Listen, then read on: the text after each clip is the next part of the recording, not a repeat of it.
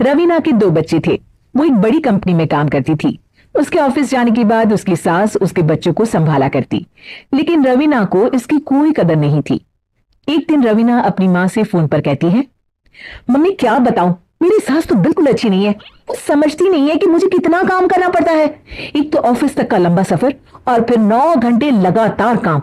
बैठे बैठे तो मेरी पीठ अकड़ जाती है। खुद तो सारा दिन घर में मजे करती है, जब मन करा सोए, जब मन किया खाए।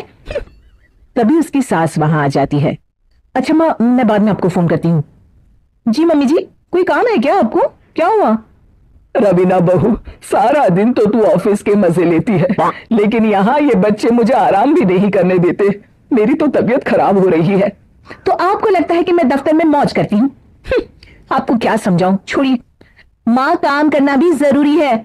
मजबूरी नहीं होती तो मैं खुद ही अपने बच्चों को देख लेती। अब आज तो छुट्टी है ना, आज तो कम से कम घर का काम कर ले। बहू काम शुरू करती है। बच्चे के साथ काम करना उसके लिए असंभव हो जाता है।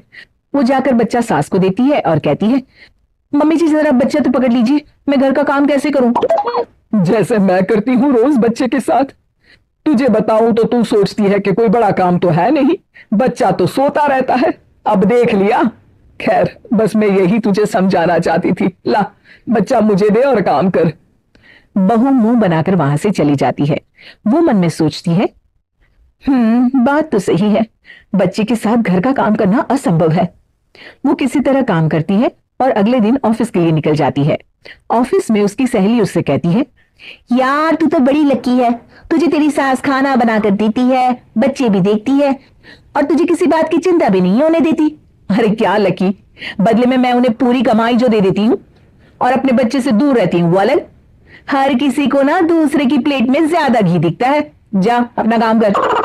अरे फिर भी ये तो है, यहाँ हमारे बच्चे को मैं क्रैश में छोड़ती हूँ, हर पल डर लगा रहता है कि क्या कर रहा होगा।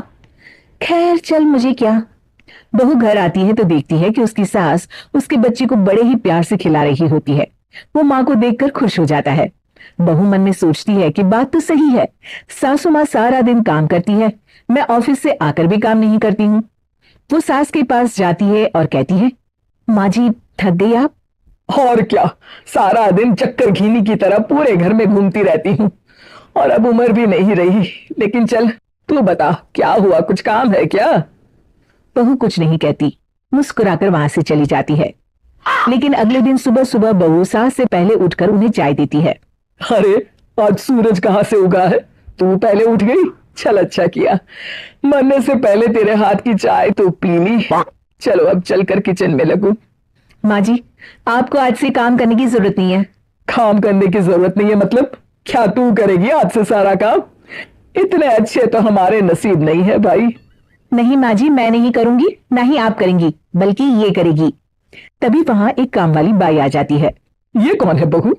माँ जी, ये नौकरानी है और आज से सारा काम यही करेगी। मुझे माफ कर दीजिए माँ जी, मैं नहीं समझ पाई कि आप थक जाती हैं। आज से आप सिर्फ आराम करिए और मुन्ने के साथ खेलिए। और सास बहू बच्चे के साथ खेलने लग जाते हैं।